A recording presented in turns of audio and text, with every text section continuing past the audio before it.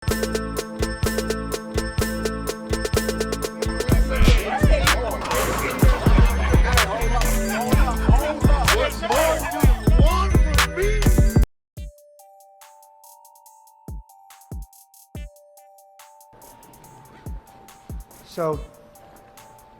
during my closing argument, I told the jury that I thought the evidence was overwhelming, that in fact Mr. Smollet had faked a hate crime and then lied to the police about it, and then compounded his crimes by lying to the jury during the course of this trial and insulting their intelligence. That's what I told the jury in my closing argument.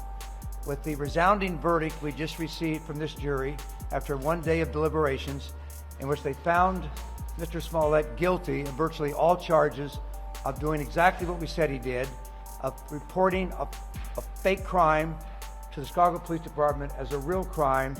That verdict was a resounding message by the jury that in fact Mr. Smollet did exactly what we said he did. And what I think is important about this verdict is that a lot of you from Chicago know that it was a couple years ago when the court system came to me and wanted me to become special prosecutor because there was a feeling that things that had happened in the past, that there never was a public trial, and that this controversial events that occurred regarding Mr. Smollet and what he did to this city and what he did to the Chicago Police Department never had a chance to put it in front of a jury and let a jury decide, after hearing all the evidence, whether what Mr. Smollet was right or wrong, because it's very controversial. I agreed to do that because I felt it was also important for the Cook County judicial system to get a trial. Whether we won or lost the trial was not the issue.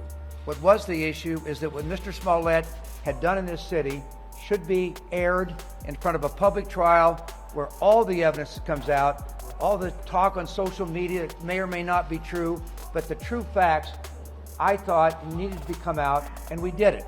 And we became special prosecutors, and the rest is history. We've now won this case, and I want to point out that there's an enormous effort was put in when I agreed to take the special prosecutor role. That meant that my law firm became special prosecutors, and the men and women around me right now in the last 2.5 years have worked so hard to develop the evidence, present it to a grand jury, go through a pandemic, wait to get a trial, which we wanted, and finally in the last 10 days, these lawyers have had a chance to present this evidence to a jury, and we've come away with the jury agreeing that they should have heard the case, and in fact he was guilty. Thank you very much. Questions? Could you just confirm for everyone what that sixth charge that he was found not guilty of? Yeah, the sixth count, well, I'm not going to speculate on why a jury did that, but that sixth count was an event that occurred 2 weeks after the event. So the other false statements were made to the police right on the day of January 29th on 3 different interviews, and that counted for 5 of the 6 counts, which he was found not guilty in every one of those. The 6th count was 2 weeks later, on February 13th, at a police station, and it may be because it was after the event. I don't know what the reason was. It wasn't that significant to our case, and has no impact on the case whatsoever. Do you know which specific charge it was? Yeah. Aggravated battery?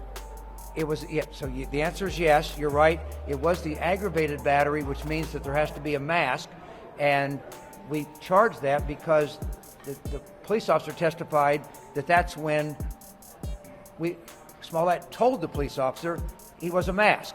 But whatever the reasons are, this jury, by the way, this jury worked so hard, and for Mr. Smollet to get up in front of them and lie for hours and hours and hours, that really compounded his misconduct.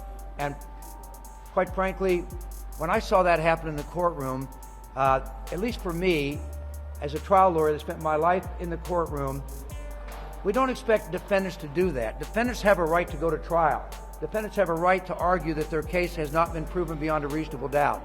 But defendants do not have the right to go in front of a jury and lie under oath. Mr. Smollet would not have lost this case, as he did today, unless the jury found that he lied to them. And so that was something that I was very proud that this jury came to the conclusion that he's guilty, and the fact that he came up with a completely ridiculous story to explain his misconduct did not apparently have an impact on the jury's verdict. How does the perjury charge get handled at this point? Pardon me, I'm sorry? How do you handle that? That is perjury. How do you handle that at this point? Well, first of all, I don't know the answer to that question. I will say that over the years, if someone is convicted in a court of law by a jury, normally follow-up perjury charges do not normally occur. That's just the way it is. But I'm not going to predict what's going to happen here. We just got the verdict 30 minutes ago, and let's see what happens. Dan, in all honesty, any disappointment in not getting all six? No, I mean, I don't. I mean, look, the fact that you put in 6 counts or 16 counts, when someone is found guilty of 5 out of 6 counts, it has no impact on our case whatsoever and is insignificant. Why did you put this vindication for the Chicago Police Department? So I would like to, that's a good question. Thank you for asking the question. You heard me in my closing argument. I talked to them about what I said into my closing argument is that for Mr. Smollet in this city, with this police department, to have reported this crime on January 29th, you saw what this city did. For more content like this and much more, make sure you subscribe to Digital Soapbox Network's YouTube channel. And don't forget to like this video, leave a comment, and share. We out of here.